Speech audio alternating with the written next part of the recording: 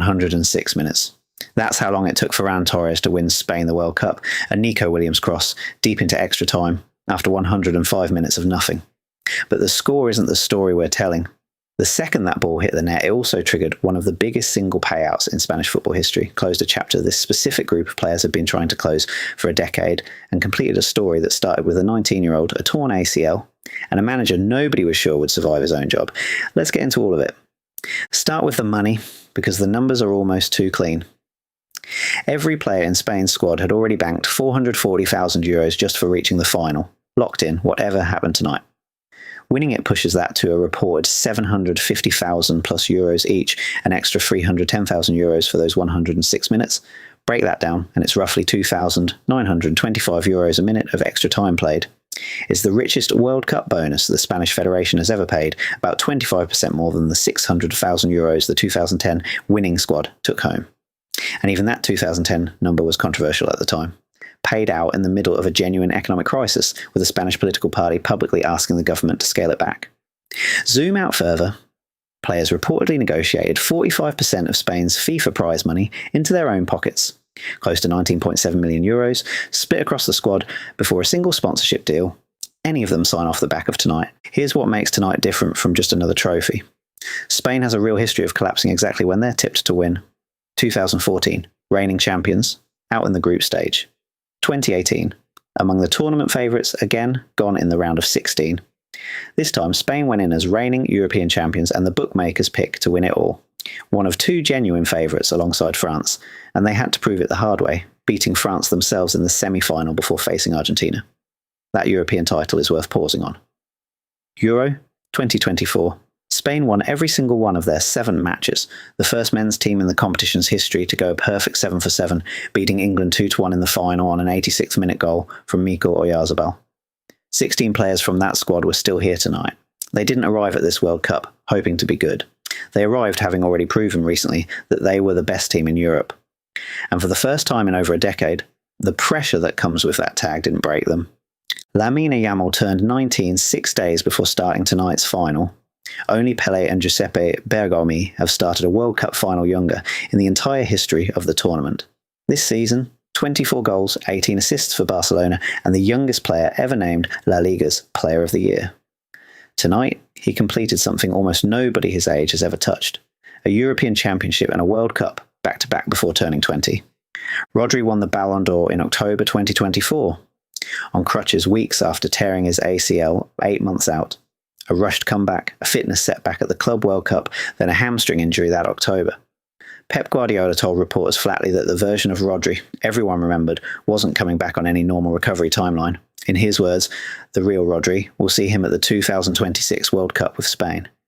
Tonight, he was the player Spain's entire structure runs through, controlling a World Cup final 14 months after the worst injury of his career. This wasn't a two-man team, and that's kind of the point. Pedri found his best form again at exactly the right moment, the same vision and close control that's defined him since he broke through as a teenager.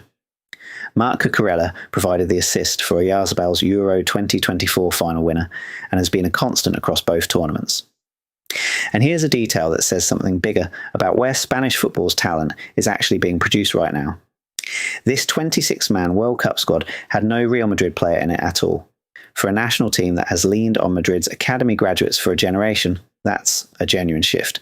Barcelona's academy pipeline, not Madrid's, is what just produced a World Cup winning core built around a manager, Luis de la Fuente, who spent 2 years fusing the old tiki-taka principle of never giving the ball away with a faster, more direct modern game. Speaking of de la Fuente, his own financial story tracks the team's rise almost exactly. He took the Spain job on a salary reported around €1 million a year. After Euro 2024, the Federation moved his pay into the €2 to €3 million range, on a contract that now runs to July 2028, with tournament bonuses built straight into the structure. A World Cup on top of that Euros title puts him in a different financial bracket entirely, and locks him in as Spain's manager through the next European Championship as well. Above the players and the coach sits the Federation itself. The RFEF approved a budget of just over €3.5 million for 2026. An 8.4% increase on the year before, built on 89.1 million in sponsorship income and over 200 million combined from broadcast and sponsorship together. A World Cup win is exactly the kind of result that gets baked into next year's version of that number. Heavier sponsorship demand, stronger broadcast leverage, a national team brand that's worth more at the negotiating table. Here's the part almost nobody covers. The RFEF already routes real money right now, independent of tonight, straight into grassroots football. The Spanish Super Cup, the 14 competition played out in Saudi Arabia, brings in around 51 million euros a year for the federation. 26 million of that is ring-fenced specifically for grassroots development across Spain's 3rd, 4th and 5th divisions, Primera, Segunda and Tercera Federación. Separately, a new deal selling Copa del Rey qualifying round broadcast rights adds over 4 million euros in fresh federation revenue this season, which the RFEF says is going straight into grassroots, amateur and youth programmes. Put those together and roughly 30 million euros a year is already earmarked before tonight's result is even added to the ledger, about 7 cents of every euro in the federation's overall budget, funneled down to the level most fans never see on television. One honest caveat, there's no official figure yet for how much extra tonight specifically adds on top of that. A men's team winning a major tournament tends to be followed by a bump in youth registrations the following season. But until the federation actually publishes that number, that's a reasonable expectation, not a confirmed fact. Zoom all the way out and tonight sits inside a much longer story. Spain's major trophies, 1964, then a long wait, then 2008, 2010, 2012, the tiki-taka golden era of Xavi, Iniesta and Casillas, a World Cup sandwiched between 2 European championships, then the decade-long stumble, 2014 and 2018's early exits, then the rebuild under De La Fuente, Euro 2024's perfect record, and now this. Different players, same underlying idea, marked control the ball, don't panic, wear teams down, carried from one golden generation to the next. Tonight's squad isn't a replacement for the Xavi Iniesta era. It's that same philosophy's second cycle, delivered by players who were children the last time Spain lifted this specific trophy. 310,000 extra euros a player for 106 minutes. A coach whose pay has already doubled off one tournament, about to do it again. A 19-year-old who just completed a double nobody his age has ever touched, a Ballon d'Or winner who rebuilt himself from crutches to control a final. And a federation already sending real money into grassroots football long before tonight's result even hits the books. That's the actual story behind this World Cup, not just the scoreline. Subscribe for more.